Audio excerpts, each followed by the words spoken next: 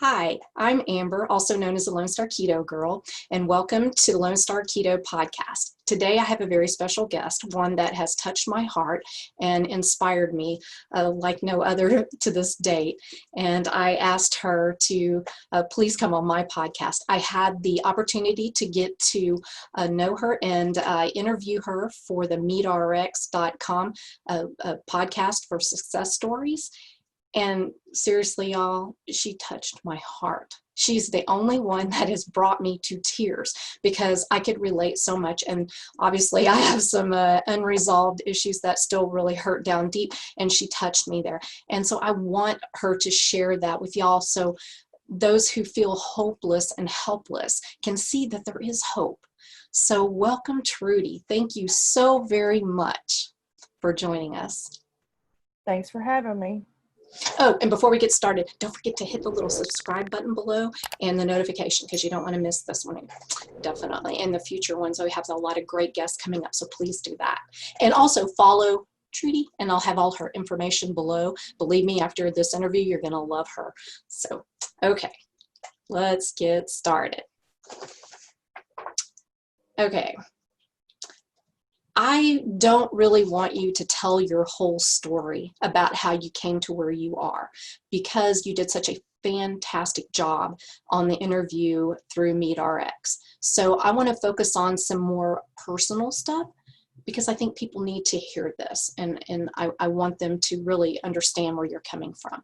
So instead of telling your whole entire journey, can you be very specific of some of the health issues that you've gone through? Because you've had some pretty major stuff happen. Definitely.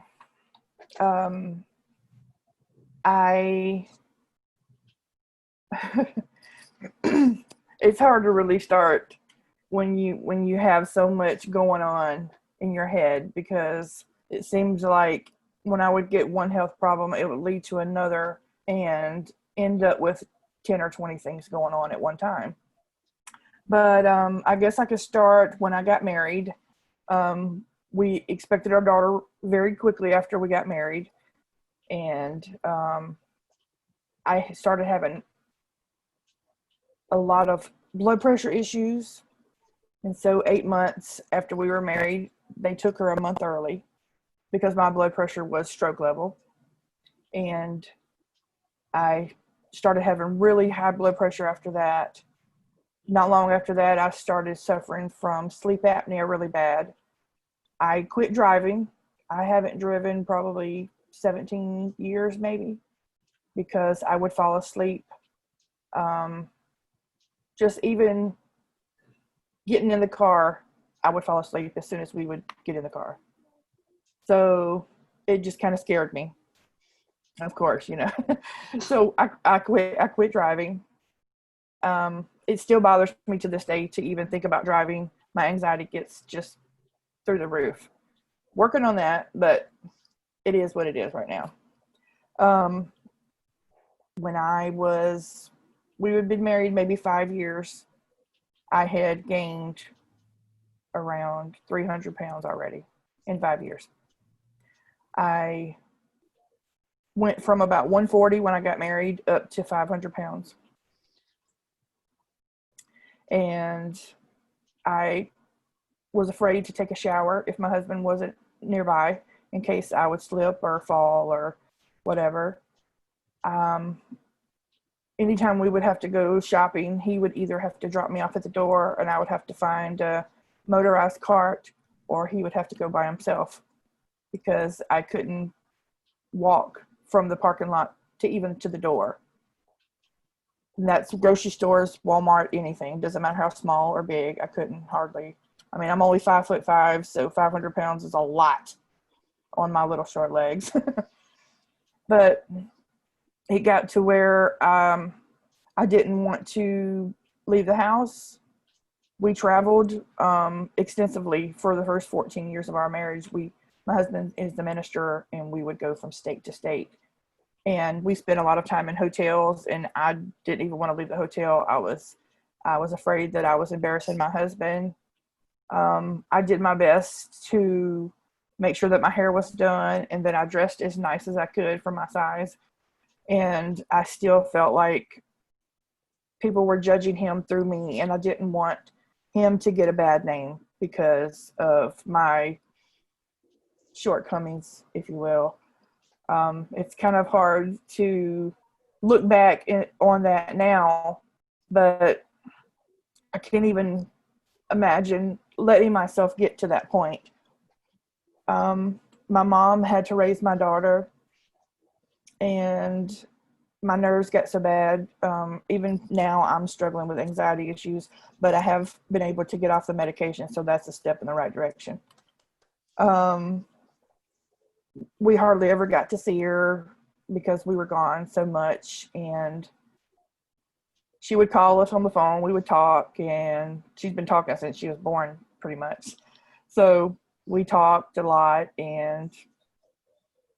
but it's kind of hard, especially having so much trouble during my pregnancy. I was afraid to try to have another one. I was afraid maybe I would die, and then my mom's either raising 2 babies or my husband has to raise one alone, and it was too scary. It was very scary to even think about. I'd always wanted at least 2 kids, but I was just too afraid. So I was dealing with all that, and on top of that, high blood pressure, just like super high. Ended up on blood pressure medication. What was your blood pressure? When she was born, it was 210 over 115. And it just never, it went down, but not nearly enough to stay off of medication. Diet, exercise, as much as I could, it wouldn't go down. So I had to get on blood pressure medication, and that seemed to regulate it enough that I didn't have to worry about having another stroke. I ended up gaining weight just constantly. It seemed like every single time I would go to the doctor, 15 more pounds. And she was like, I don't know what to tell you. She said, maybe it's your thyroid. Check the thyroid. No thyroid problems. But she put me on thyroid medicine anyway. Maybe because she said it was the only thing that she could think that why I would gain so much weight. So I ended up on that, and we tried several different anxiety medications. They would work for a week or 2. They didn't work anymore. She would add one to it, and it would work for a week or 2, and then it didn't work anymore. So here I am taking all of these medications, not thinking, if they're not working, stop taking them. I was always the type, the doctor says do it. They know better than me. They went to school. I'm going to do what they tell me to do. Yep. So here I am, sleep apnea, can't hardly function, 500 pounds. I can hardly get in or out of the bed. It was a struggle. I would fall asleep on the edge of the bed, fall on the floor. I have broken fingers because I would wake up in the middle of the fall and catch myself, which I should have just went ahead and fell instead of catching myself 500 pounds on just my little fingers. But oh my God.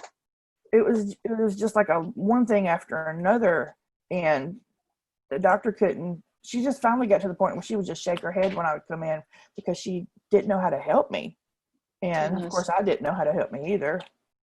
And I just ended up on just loads of meds, 2 or 3, 4 of each different kind of medication. And then in 2011, I was diagnosed with diabetes. And that changed my life. I say to this day that diabetes saved my life, because when the doctor told me I had to quit eating sugar, I didn't fight it. I know so many people that they will take that insulin, pop those pills, and eat that sugar. Yes. But I didn't do that. I didn't do it. I gave it up. I gave up my Mississippi sweet tea, all the grits and pasta and potatoes that we eat every single meal. You're from Texas, all that Texas sweet tea. Yeah, we got all that. Yeah, fried everything. Yeah. Oh, definitely. Oh my goodness. And thankfully, my husband did the same thing. He gave up his sweet tea, which about killed him, I think. But we all started eating better, and it wasn't long that I lost 100 pounds, like 18 months of just no exercise. Because, I mean, it's really hard to exercise when you're that big. I mean, really and truthfully. Yeah, I get it. But still taking all these medications, plus two or three more because of the diabetes. And, I mean, I would dole out my medication, and my husband was like, you don't even have to eat this morning. You get all that medication ought to fill you up. No I mean, kidding. seriously, it was a handful. So I went low carb, started watching my carbs. The dietitian at the hospital told me I could have 45 grams of carbs per meal. That's three meals. That 45 times 3. What in the world were they thinking? I hear this constantly, and it blows my mind because we know what the issue is, what diabetes is. Oh, so my why goodness. would you continue to add in the things that would cause the underlying issue to happen? It makes no sense. And it infuriates me because it puts people like you and my cousin, who has been in and out of the hospital with complications due to diabetes, and he said the exact same thing you said. And he followed that because he believed that. Why wouldn't he? They're, you know, the American Diabetic Association and hospitals recommend blah, blah, blah. And it's horrifying. And I'm going to stop you now with your journey because I want to get to some questions Sure. that relate to what you've talked about. Now, you mentioned that your health was so bad that you had to give up your child so your mother could raise her. That broke my heart. I mean, broke my heart because I can't even imagine how bad things must have been for you to do that, because knowing you as a person, that was not easy. Can you kind of describe that a little bit, and so people can fully understand how critical health is? Sure, absolutely. I had a really, really hard pregnancy. We don't even know what everything went on. When she was born, it's very possible that I had a stroke during the C-section because I totally blacked out. I don't remember anything. And a few hours later, when I remember waking up, I couldn't form words. People that were in the room would ask me questions and I would try to answer, and I wasn't forming words. Wow. It was just like a lot of blah, blah, blah, blah, blah. Mm-hmm. And I knew what I was trying to say, but it didn't sound right.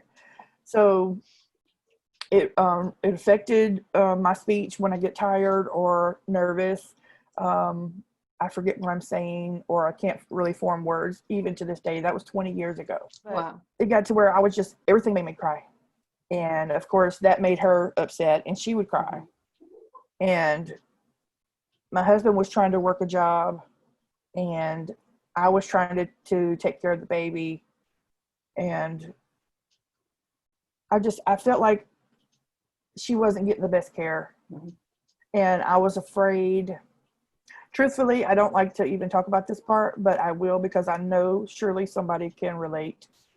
You hear a lot of times in the news about people, their kids crying and they can't cope with it, and they just kind of want to shake them to shut them up. Yes. I would feel myself getting to that point. Thank God I never did it or even attempted, but I could feel myself getting there, and it scared the crap out of me. Right, sure. I mean, I have this teeny tiny little baby. She only weighed 5 pounds when she was born because she was so early. And I was just like, I can't even fathom this thought in my head. I couldn't even process what is going on. And when she was 3 months old, finally I called my mom and I said, you've got to come get her for a little bit. I said, I don't know what's wrong with me. I'm afraid to get on any kind of medication because, you know, it's a big stigma on people that are having to take medicine, crazy medicine, you know? Oh, yeah. And so my mom came and got her, and I felt like she was going to be okay. Just for her to be away from me and to have a stable environment where I mean, my mom's nerves weren't the best, but they weren't nearly on edge like mine. And so I would try, after a little while, we would go get her. After my nerves had just calmed down, I seemed to be doing a little bit better, and I would go get her and try to get her to stay with us, even like overnight. And a day or so later, I couldn't. We got her, was going to take her with us to church one weekend in Louisiana. We had drove in a few hours anyway. But my nerves got so bad, I had to call my brother and his wife to drive from Mississippi to Louisiana to get her. Wow. And it seemed like every time I would try, it would get worse. Mm. And so I asked my mom if she would keep her until maybe I got better or I was able to find a medication that would work. Just something where I knew that she would be safe. Right. And did you feel guilt? Did you feel a lot of guilt? I did. Yeah. That never happened. I never was able to get on any medication that even made me halfway stable. Wow. My husband would go to town to get dinner or bring it back to the hotel, and the burger would be made wrong, and I would throw it across the room. Wow. My nerves just were so on edge that, I mean, everything just set me off. And I would apologize. I think I've said I'm sorry more than I've said I love you pretty much.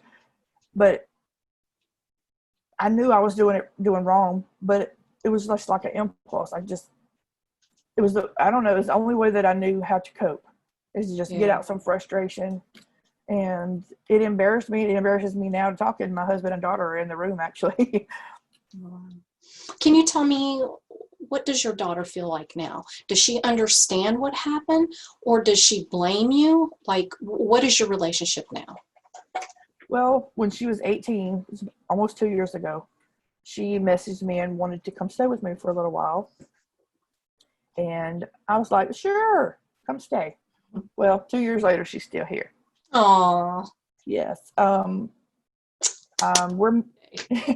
It's more like a sister relationship or okay. We're not the mother-daughter. My mom is her mom, and right. She's always known that we were her parents, always. Mm-hmm. I always tried to make her understand. Even she's always been very intelligent. She started reading when she was like 3 or 4 years old. She's always been a smart kid. And so as she got older, I would explain why we weren't there. And good. I mean, it definitely wasn't that we didn't want her. Yeah. I have cried more tears than I could even. I can imagine. What about your husband? How did he deal with that? Because essentially he had to give up his child too. So how did he deal with that? And did he blame you? He never said that he blamed me, but I think kind of deep down that he kind of did. But he knew that I didn't have an option, and he knew that he couldn't do the main part of the raising. So I really haven't asked him because I'm kind of afraid to know, I guess. I get it. Yeah. But and I'll ask something later on about your husband, but he seems like a very supportive person, and you're so lucky. You're so lucky. Okay, well, let's go ahead and move on. Can you tell me, out of all the health issues that you had, and I think you probably answered this, but just to be sure, what was the one thing that scared you more than anything when you found out that you had it or you were suffering from it, whatever? What was the number one thing? Sleep apnea. It was really extremely, extremely severe, to the point where I was working at the church one day, and I was at my computer and fell asleep just like this. Wow. No warning. Thankfully, I didn't fall asleep doing anything, life or death kind of thing. Like driving. But exactly. And it was very scary because I didn't really know what to do. I fell asleep on the cart in Walmart.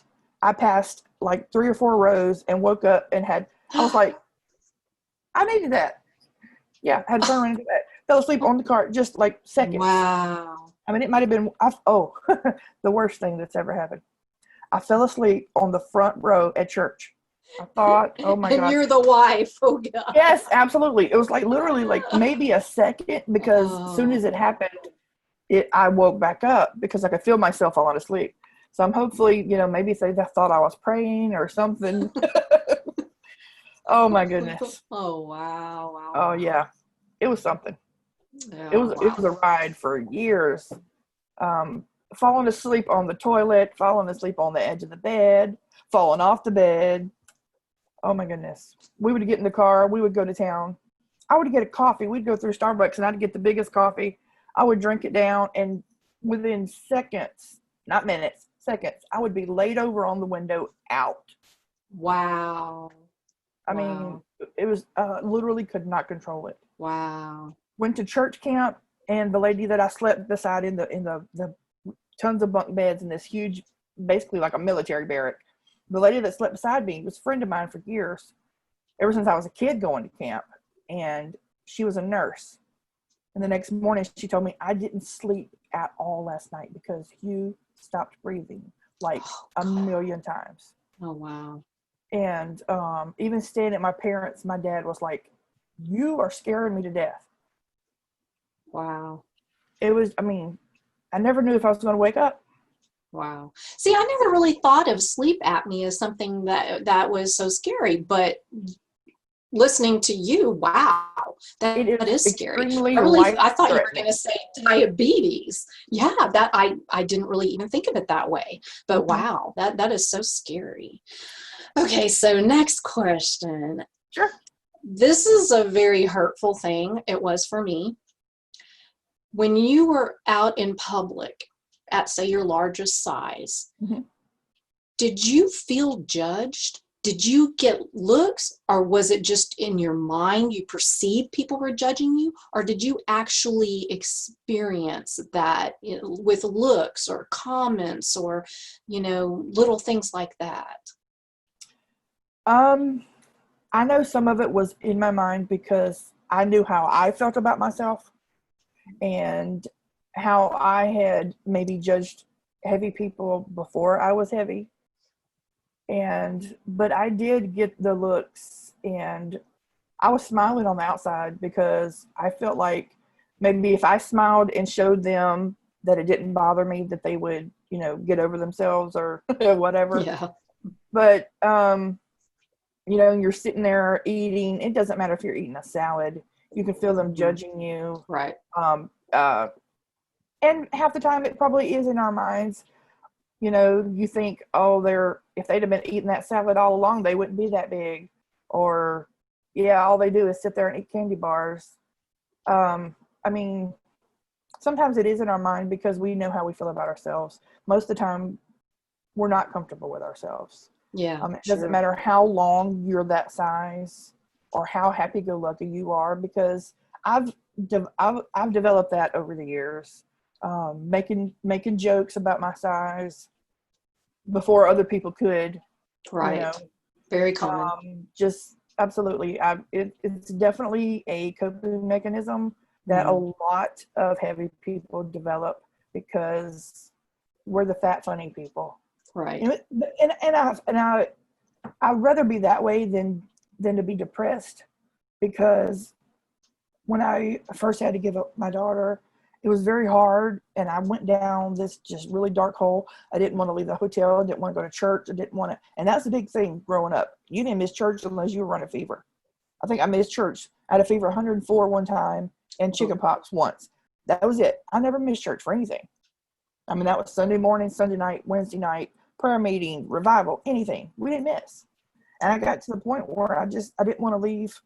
I didn't want to leave the hotel because I knew people were going to be looking at me, people that maybe had known me before and seen how much weight I had gained, or people that had never met me, and now they're just meeting this person that's a 5X or a 6X, and probably the largest person they've ever seen in their life. Mm. And that kind of does a number on a person's self-esteem, whether Oh, yeah. people actually make you feel that way, but you feel that way on your own. Oh, yeah. You make yourself feel that way. Absolutely, yes.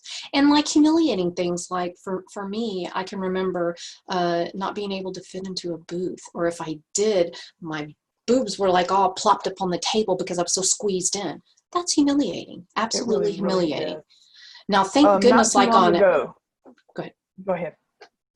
I was just going to say that luckily I never had to do the whole seatbelt extender thing, but I was dang close. And I remember just going, oh God, oh, please, please, please let me click this. Absolutely. I'd be miserable, but I could click it.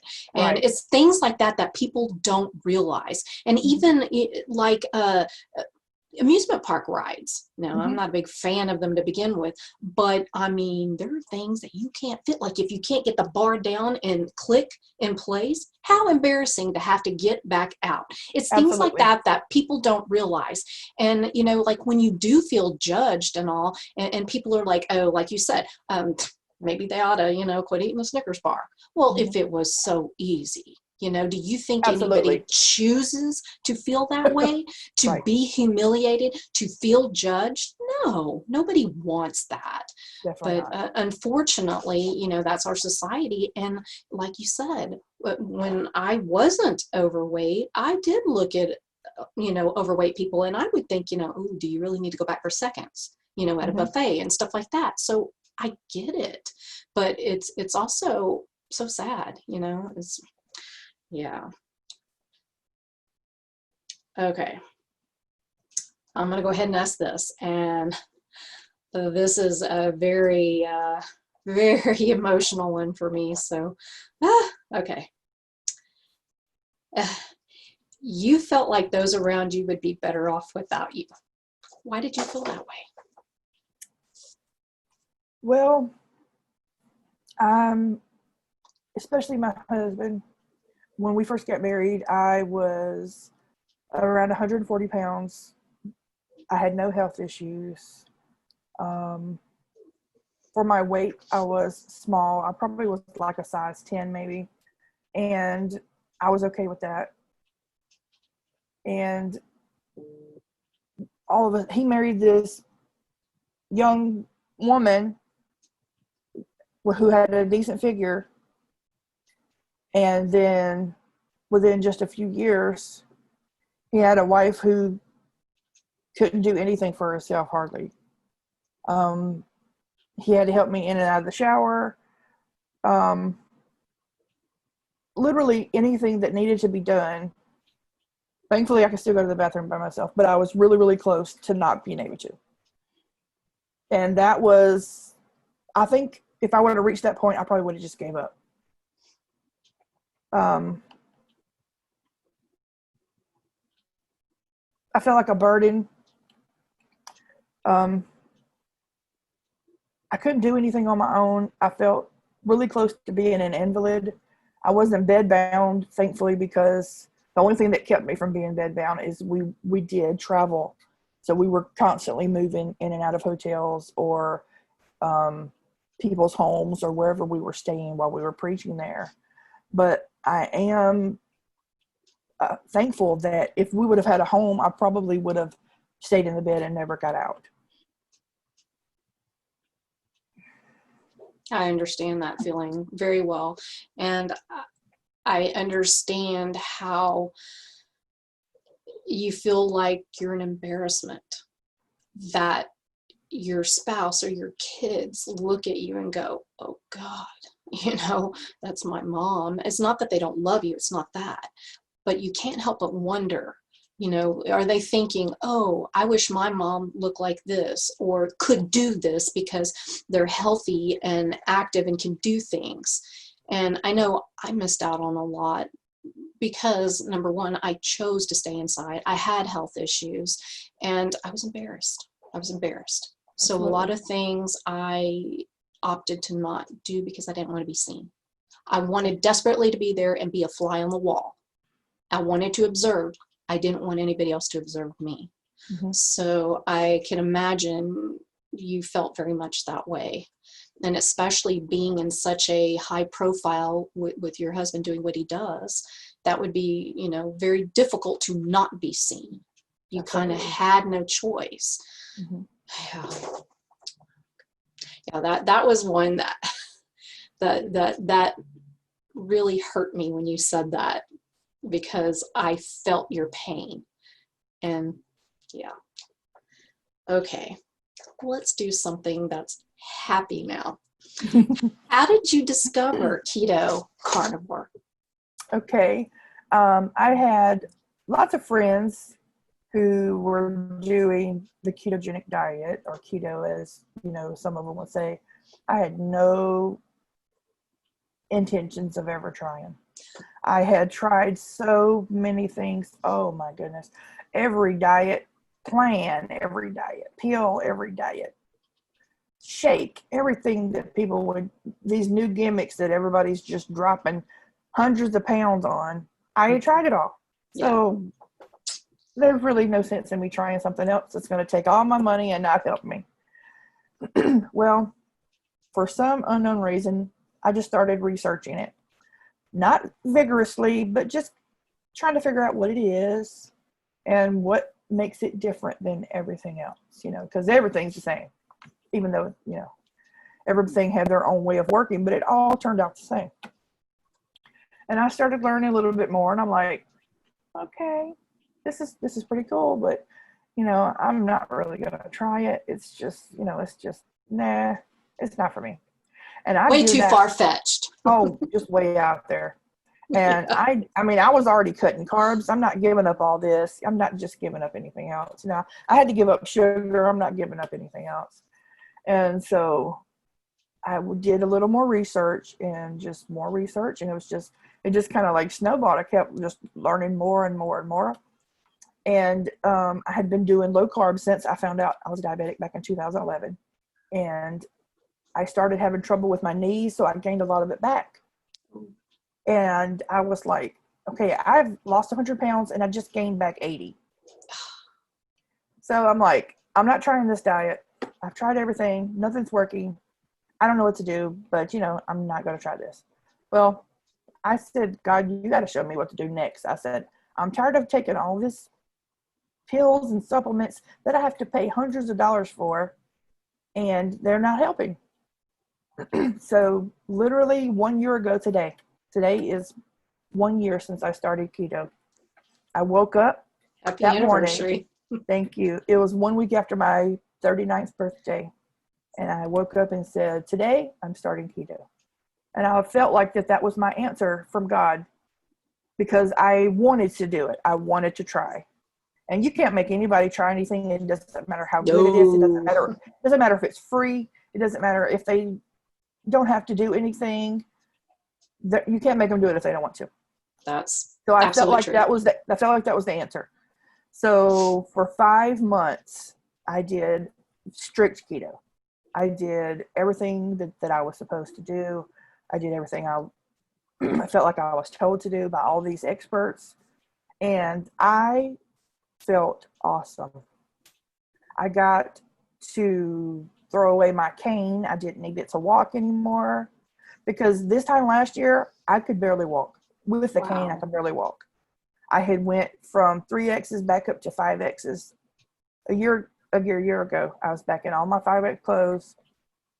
And I said, I'm going to try keto. And if it doesn't work, it doesn't work, because, you know, I'm really not expecting it to work because nothing else has. So, but, you know, I don't have to buy anything. I don't have to buy anybody's products. I just listen to these people telling me what foods to eat and how often I should eat or not eat. And I mean, you don't have to eat 6 or 12 times a day like some of these people are trying to get you to do. Especially as a diabetic, you got to eat every 3 hours, you know. Oh my goodness, that was just nuts. I'm just going to go ahead and tell whoever's watching, I don't care what your doctor tells you, that is just flat out nuts. Don't eat every 3 hours if you are not hungry. Thank you. Oh my goodness, it's just insane. So I said, I'm just going to try it. Let's try it. A month later, my sugar got so low, I just said, okay, I'm going to stop taking my diabetes medication. I didn't throw it away. I kept it because, I'm trying to be sensible here, because if I needed it, it's right there. I haven't taken it since last August. Oh my goodness. I haven't That's needed it. awesome. I haven't used a cane. Actually, my mom came to visit. She was having trouble with her knees, and I gave her my cane. I don't need a cane anymore. I haven't used a cane in a year. I wear heels. On my birthday, I wore heels. They're not quite 4 inches, but they're maybe 3.5, 3 3/4 heels. I haven't done that since I was in my early 20s. Wow. Actually, probably when I was pregnant with my daughter, I wore my highest heels. That was 20 years ago. Now I'm wearing heels. Awesome. It is just amazing. For 5 months, I did keto, straight to keto. And I felt great. But I noticed that I was having a little more inflammation in my knees and my shoulders, because I have arthritis pretty much everywhere in my body from my neck down. And I was doing great. People were just amazed that I was just speeding around and doing things I needed to do. I didn't have to just stop and sit down for a little while. I sit down when I want to, but I don't have to sit down. It's amazing. It's wonderful. So I decided after 5 months of keto, I'd lost 60 pounds in those 5 months. It was wonderful. That's awesome. And I said, while researching keto, I had heard about carnivore, but that was just taking it way too far. Keto was crazy enough, but carnivore was just taking a little way on the other side of crazy. I mean, you grow up with a garden, you are taught you eat your vegetables. Eat those vegetables. And so I decided at Christmas time, that I would just go without vegetables on Christmas.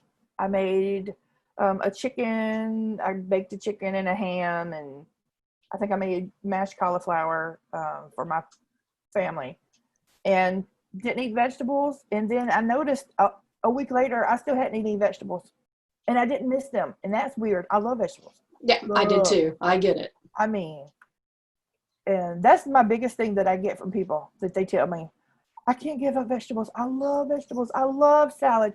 Honey, I did too.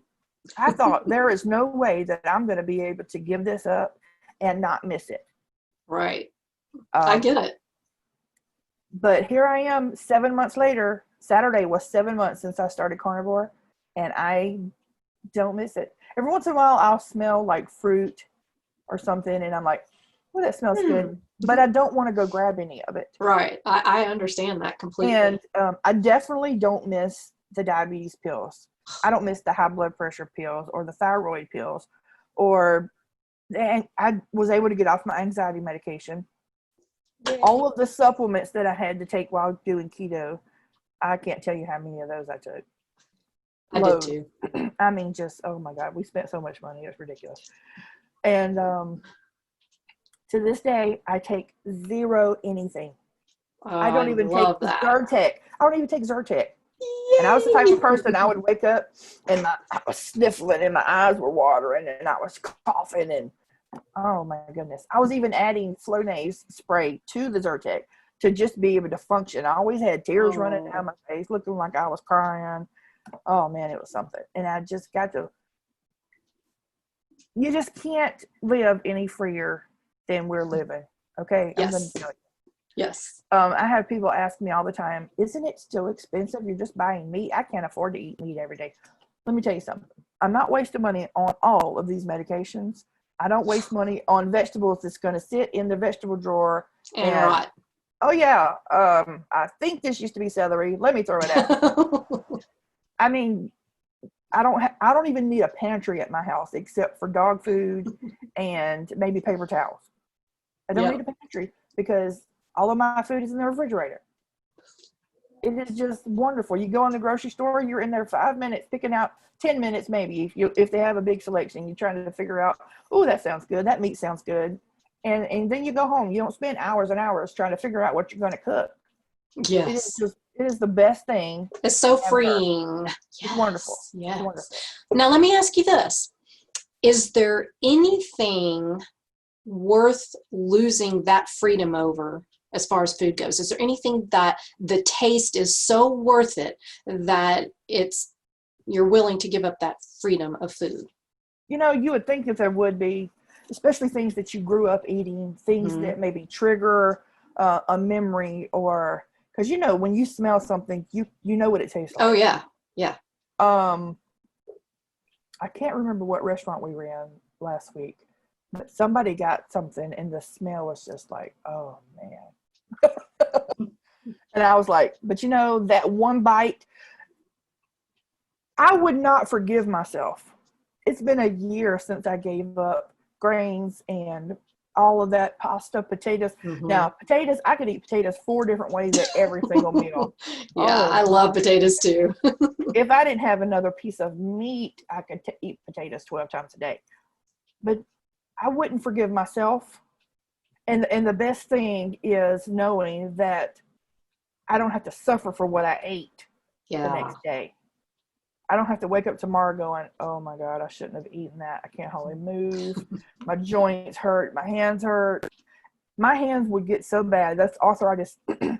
If it was even cloudy outside, my hands would hurt so bad that I would wake my husband up crying, asking him to rub my hands. He's got ginormous hands, and I would say, just rub till your hands get tired. And it was just horrible. And right now, my hands are cold because the air conditioner in the hotel room, and they don't hurt. And that to me is a miracle. One other thing that's a miracle, I have not been sick in 7 months. Nice. I'm the type of person, when I walk in a room, if somebody has the sniffles, I'm sick the next 3 or 4 days. My husband can get sick, definitely sick for 3 days. He's over it, but he always give it to me. And then I have it for like 2 weeks, or even end up in the hospital with it, turn it into some kind of bronchitis or something. I have not had the sniffles, with the exception of a little bit of allergies, no sickness since I started carnivore. That is crazy. And I hear this often, you know, because I do these success stories for MeatRX, and I hear this over and over again. So there's got to be something to it. It can't just be this, oh, you know, you're just exaggerating or whatever. There has to be something to it. I've experienced similar things too. So there has to be something to it. So, okay, let me see what we're doing on time here. Okay, all right. Okay. Do you think you will be able to sustain this way of eating? You know, when I first started, I thought, okay, I'm going to do this for 30 days, kind of like a 30-day trial run, maybe a 30-day challenge. And we'll see how it goes, because I'm probably not going to be able to give up green beans, which I really didn't do green beans too much on keto. That wasn't one that was recommended by all the, you know, keto gurus that I've been following. So we'll see. And that was 7 months ago. Yeah. Well, I get it, because like I just did it for an experiment so I could talk about it, since I advocate for, you know, low carb eating. And so it was kind of almost a dare and kind of a experiment. And, you know, 17 months coming up later, I'm still doing it. And I don't really see me anytime in the near future adding in something that hurt me. You know, Absolutely. like fiber for me personally hurt me. And so I don't know what I would add in. So I'll never say never. And if my body needs it and I'm told that that's something, you know, that'll help my hormones or whatever, of course I'll do that and try it. But for the moment, I'm just not feeling a need, and so I don't foresee it anytime real soon. But, you know, I'll never say never. I mean, who knows? But, you know, you're benefiting so much. And the other thing is, just because you're, quote, carnivore does not mean that you can't eventually add something back in that you really enjoy or you think would benefit you in some way. And if your gut is healed and, you know, you've resolved your, like, you know, insulin resistance and stuff like that, some of that has been taken care of, there's no reason you can't see what happens if you introduce a specific food. And I think there's just so much dogma out there where it's like, oh my gosh, you can never, ever, ever, ever eat a plant. And if you are not exactly meat, water, and salt, you're not a carnivore, and you know you're doing it wrong. I have don't like that. So many groups on Facebook because I don't like that. I don't like, if that works, that's great. I have nothing wrong with that. But for me, I want my spices. I'm not going to apologize for it. I want spices. I don't want just salt. Maybe one day I will. You never know. It just kind of depends on, but you know, to tell me that I'm doing it wrong if I have spices, no, not going to work for me. And I don't appreciate when somebody else is told that. And I know a lot of people in our community, well, I say a lot, but some of the ones I follow that I'm friends with, who have kind of needed to add back in a few things in the plant world. And they have been pretty well attacked. And I'm like, what the heck? So you know what? If you feel that that's something you need and you've healed to a point where it's not going to bother you, then I don't see a problem with that. So I'd be really curious to hear. So you got to keep me updated on that for sure. Absolutely. Okay. We've kind of touched on this before, but I'm just going to ask it again. Have you had any negative or ugly comments directed at you? Regarding carnivore? Anything, just any weight, in anything like that, you know, it kind of goes along with the whole judging thing, but like, have you heard something, you know, behind you, or you know what I mean, to where maybe they didn't even mean it to be actually ugly to your face, but it was said behind your back, but you caught it? Right. Right at a year ago, well, like I said, my birthday was just last week. So a year ago for my birthday, we went out to eat, and we were actually sitting at it, about to be sat at a table, not a booth, thankfully. I mean, they look at this, you know, person who can barely walk because probably mostly their size has caused osteoarthritis and all this, and they want to put you in a booth. And you're like, people, really? Are you really wanting to embarrass me? Are you not thinking? Or what? Or is it a combination of everything, you know? But they had all these tables really, really close together. I mean, like, even people, skinny people, would have had to squeeze in and out. And I'm like, okay, this is not going to work. And she was like, well, we don't have any larger areas. And I said, okay, bye. And I turned around and walked out. And my husband was like, okay, here he comes. Follow me out of the restaurant. Thankfully that didn't happen a lot, but when it does happen, it makes you feel like you never want to go through that again. And you would rather just, you know, maybe somebody go pick up something and bring it back to you. You don't want to go out in public. I get it. I get it. And that gets to a point where if you stay out of the public long enough, it really can put you in a downward spiral. And I've seen people get in that hole of depression, and it takes years and even loads of medication to get them out of that hole. And I refuse to let myself get back into that place.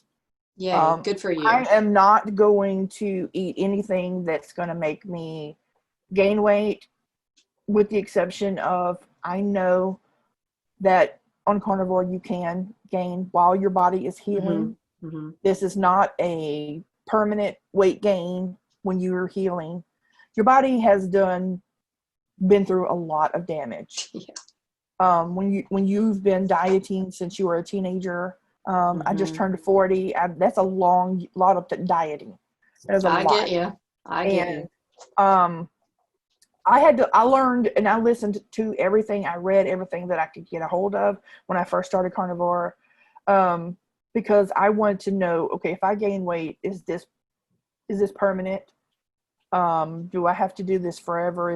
Am I gonna gain all my weight back just to be off of medication? Is this gonna be what my life's gonna be like? And I read thousands, not just hundreds, I read thousands of testimonials of people who did gain, even in the first 6 months or even the first year, but they stuck with it. And I am right at 7 months. There is no way that I'm going to give up the last 7 months of giving up things that I would have enjoyed, my taste buds would have enjoyed it. My body, Yeah. not so much. Yeah. But I wouldn't have had to put up with maybe weird looks or strange, people saying weird things in restaurants because I only eat meat. And but I'm not giving up health I gained 20 pounds when I first started carnivore. Oh, wow. Yeah. Actually, I lost 20 in the first 7 weeks. I lost 20 pounds. Whoa. I did. And but then I have gained it back since February. I've gained back the 20 pounds. But I have gotten to the point where I feel so good, even at weighing 320 pounds. I still weigh 320 pounds. I am bigger than most people when they start. Not after losing 200 pounds. When they start keto or they start carnivore, most people aren't even nearly the size that I am now. But I am happy with my health. Like I said, I'm off 10 to 12 prescription pills plus 15 or 20 supplements. I mean, That's like huge. a handful of each. That is a big, big deal. Yes, it's huge. And I'm able to cope with my size. I know that as my body heals on the inside, I've seen people on all these weird diets. They're thin on the outside, but their inside is so sick. Their hair starts falling out. Their skin starts losing color. I mean, I won't trade health for weight loss. I won't do it. I don't care if I stay 320 pounds for the rest of my natural born days, as long as I am not black on medication. It is not worth it. So you're saying health is more important than aesthetics? 100%. That's the message I am trying to get out. I get that we all want to be teeny tiny and look all cute in our clothes, of course, or guys, want to look like this. But that's very hard to achieve and maintain if your body is not healthy on the inside anyway. So you should always prioritize health. So I think that's really important. Okay, so throughout the journey of getting better and, getting rid of the medication and all this kind of stuff, what is one thing that actually surprised you about, going keto, carnivore, whatever? What was the thing that just kind of made you go, wow? When I would wake up and put my feet on the floor and not cry when I had to stand up. That was a big deal. That's huge. When you try to take a step and you literally want to cry and go sit back down, which isn't helping you because you're sitting down. Right. And you have to be able to function. You have to be able to, take care of your house or your kids or your husband or, whatever it is, just to be able to go do laundry. And, my feet are so swollen or my knees are so swollen. It's not even worth it. It's not even worth it. I was 20 pounds smaller back in January. Well, 20 pounds lighter, but my body is smaller now. Awesome. I look at pictures, my arms are smaller. Even my stomach, which I've had severe insulin resistance for years, which most people that if they haven't had it, they don't know that causes this big, giant, pregnant belly look. Mm-hmm. I still have that, but it's nowhere near the size. And I was looking at pictures side by side, and I'm like, I know what I weighed then because I took a picture of a scale. Every time I got on a scale, I took a picture of it. And so my phone documents the time and date that I took that picture. Mm-hmm. And I can put this picture side by side. And this one I was 301, and this one I'm 320 or 323. And my arms are smaller, my waist is smaller. I have heels on where there was no way I could wear heels before. I mean, there is something to this hashtag meat heels that everybody shares. Right. There is something to it. And I have people telling me all the time, it's unhealthy to eat meat all the time. And so I start spouting off information. Okay, every piece of meat that I eat is full of vitamins. Every piece of meat. It doesn't matter if I'm eating pork, chicken, bacon, literally every piece of meat that I put in my mouth has vitamins. Can you say that for everything that you eat? That's bioavailable too. You got to take that into consideration, even if they are eating good stuff. Or even supplements. My body can process like 80-90% of the vitamins that I put into it over all of these healthy vegetables and things that they're eating. And they just kind of look at me like, oh, you're not just following the herd. You actually have been studying what you're doing. I don't follow anything blindly. Yeah. I don't follow it. That's a mistake. When I started low carb back in 2011, I learned about it. I learned about diabetes. I learned about insulin resistance. When I started keto, I did a ton of research, probably for 6 months to a year before I even thought about trying it. And so doing this, I'm going to do the exact same thing. And since day one, when I started losing a lot of weight with keto, I've had people contact me every single day.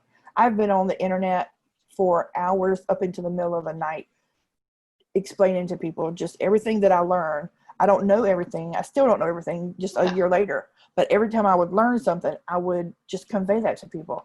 And I have probably thousands, definitely not tens of thousands yet, of course, but definitely up in the thousands that I've helped so many people. I love and that. It makes me feel really good to be able to help them, even though most of them aren't even my size now, but they're unhealthy. They're on loads of medication. They just found out they're a diabetic and they don't know what to do about it. And they're totally freaked out because now they're taking insulin and they don't know what to do. You know, knowledge is power. They thought they were eating healthy. They've been doing everything they were told to do, but their sugar's not coming down. Right. I'm like, oh, well, let me tell you, I'm not a diabetic anymore. What? Not a diabetic anymore. When I eat something, I don't have to worry about my sugar crashing or going up or just totally freaking out. I don't have to worry about what I eat is going to harm my body. It's wonderful. It's absolutely wonderful not to get those sugar spikes. That is the worst feeling in the world. It's the worst feeling. It is. And the constant cravings and the, energy crashes. It's just terrible. Oh, absolutely. Yeah. So you enjoy helping others because you've had such great success. And when you felt so hopeless and like you were ready to give up, and then all of a sudden this kind of what I consider to be like this miracle thing that happened. Absolutely. And so you feel this desire to share. And so I know that you were in the process of getting certified as a MeatRX Carnivore coach. Tell me how that's going and where you stand. I got to where I was reading comments and like we've already talked about, people attacking other people for not doing, beef, salt, and water. I know people that have added in carrots and they feel optimal with those carrots. That's all of what health is about. It's not about one certain specific diet. It is about what is optimal for your body and how your body runs exactly right. There's some people that can't eat certain types of meat. I love chicken wings. I go to Lone Star. Those chicken wings, I could eat them literally all day. But the next day, I don't feel so great. So I will stick to beef. Sometimes I do eat chicken, thighs, legs, whatever. But if I don't feel good the next day, I know it's something that I ate. And I know not to eat it or eat it sparingly or with something else. And so I found out about MeatRX and I said, I help people every day anyway. I mean, I have people contact me just back to back, sometimes 2 or 3 at one time. I have to pay attention to who I'm texting because there's so many people on my Facebook messages, loads of them at one time. I love it. It's wonderful to be able to tell people that there is hope for, doesn't matter what kind of health condition that you have. I have read so many things that Dr. Baker has shared, people that had cancer or just all kind of severe eye problems, kidney problems, that they have healed all of those things. They're not on medication. They're not on chemo. They're not lifeless in a hospital somewhere, just watching their life go by. I mean, they have totally reversed everything. And I know personally, high blood pressure for years, diabetes for 8 years. It is just wonderful to be able to get up and go anytime I want to. I don't need help getting dressed. I don't need help getting in the store. I can park wherever I need to park in the parking lot and get to the store, get my shopping done, and not have to worry about sitting down. That is a miracle. I chalk it up to a miracle because there's no other explanation. There really is no explanation. I get it. I understand. And when I found MeatRx, it was just like I was reading people's testimonies, watching the videos. I said, this is what I feel I am called to do. There are people, I wish to God I would have found this 10 years ago. I do. 40 years ago. Absolutely. I wish I would have known that there was somebody that had been through what I'd been through and come out the other side, a normal person, and then not this crazy person. Because that's where I thought I was headed. I really did. I mean, they could have just, I felt like they could have put me in a padded room, just, made sure I had some water and something and just leave me there, because that's where I was headed. I hear And you. when I read these things from people who are helping other people change their lives and showing them, letting people know that it's okay to reach out for help. Reach out for help. Don't just sit in that hole, because that's what it feels like when you don't know that there's somebody that can, because surely there's nobody that's ever been as bad off as I am. Right. And that's what makes people not reach out. And I try to be so transparent on all of my social media. I try to be very transparent so that it is a little embarrassing sometimes for me to put things that, doesn't paint me in a good light or what I'm going through. But it shows people that you everything's not perfect. I'm not perfect. Right. And since you feel you aren't perfect, you can still reach out for help. And there's no judging, because we've all been there. Yes. We've all been to a place where we have tried every diet. We've tried every meal plan. We've tried going without food. That doesn't work. Yeah. But there is somebody somewhere that's been through almost exactly, if not exactly, what you've been through. I went and watched, I think it was with Michelle Hearn. I watched your videos. And I was like, no wonder she was able to identify with what I've been through. I watched, listen to your story. And I think it's extremely important for people to tell their stories. Oh, I do too. Even on the journey, I'm on the journey. I'm nowhere near the end of my journey. I'm not giving up. I'm definitely not giving up. And I've seen too much in just 7 months of this way of eating. It's just 7 months plus the 5 months of keto. I've seen too much to give up. It's not worth giving up. Yeah, I mean, agree. It just really isn't. And there is somebody somewhere that has been through what you've been through. All you have to do is just come find somebody on MeatRx. I'm telling you, I am so excited. I promised myself that since I had to do this interview today, that I would finish my MeatRx this week. I got to where I was so afraid that, people are going to look at me and say, she doesn't know what she's talking about. I'm not even going to listen to what she says. And there are some people that have felt that way. Okay, but why did you feel that way? What do you mean by that? Okay, when you look at a thin person, you think, okay, they were big, now they're thin, they know what they're talking about. But they look at this woman who is 320 pounds. I still wear 3X clothes. Surely I can't know what I'm talking about. But they don't know that I've lost almost 200 pounds. Right. I mean, I know skinny people who haven't lost 200 pounds. Yeah. So if you're talking to a person who still has 150, 180, whatever pounds to lose, but they've already lost 200 pounds, they know where they're headed, but they're not going back where they came from. And Thank you. And if you want help, I am here to help. I'm telling you, I help people everywhere.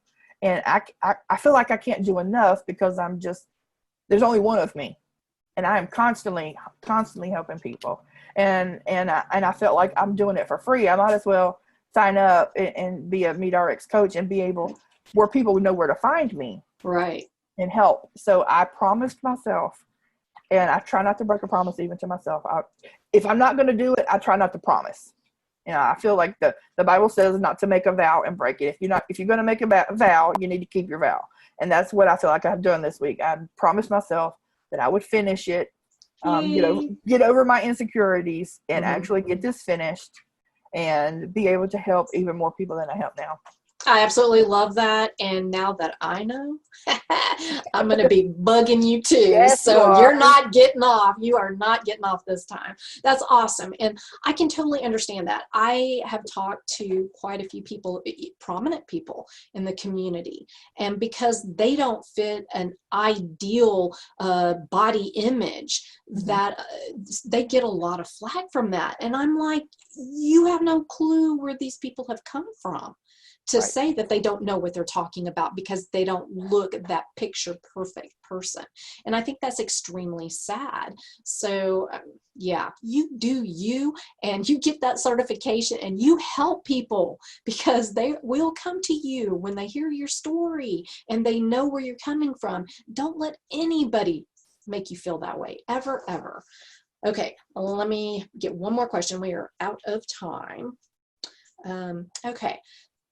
You've kind of done this along the way, but if you could sum this up, what bit of advice would you give someone who feels hopeless, helpless, scared, and are dealing with a lot of health issues? What would you tell that person? Okay, I would tell them that I've felt all of those things at one time. There is not, it was not a feeling of one of those things at a time over the years. It was all of that at one time. I know exactly what all of that feels in one whole feeling. And I will tell them that there is hope. I am living witness. I have, of course, I mean, you can listen to me or you could say, I've heard this on TV infomercials for this product and that product. I am a living witness, and I could just bawl just thinking about telling people, you can be different. You can get healthy. Do not focus on just your weight. Get your health in line. Get your health back. Take a hold of your health because, as Judy Cho says, you have one body. Yes. It's the only place you have to live. Take care of your body. Right. And that's what I'm trying to do. And I told this girl, literally, I just told somebody yesterday the exact same thing. Actually, I think I've quoted Judy Cho twice this week. You only have one body to live in. You got to take care of it. Because, I mean, you can live. I know diabetics that have lived without a foot or lived without fingers. You don't have to live that way. Amen. That is a And you truth. can't live Thank without you. and you Yes. can't live without a body. You got to take care of it. Yeah. At least for now, you know, maybe Absolutely. sometime in the future. Yeah, no, never know. And don't freak But out if you gain 5, 10, 20. I don't care if you gain 50 pounds. Don't give up. Because I'd rather be the same size that I am now and be healthy and be around. My daughter is getting married this year. I could have congratulations. grandkids next year or so, or next couple of years, whatever. I want to be here.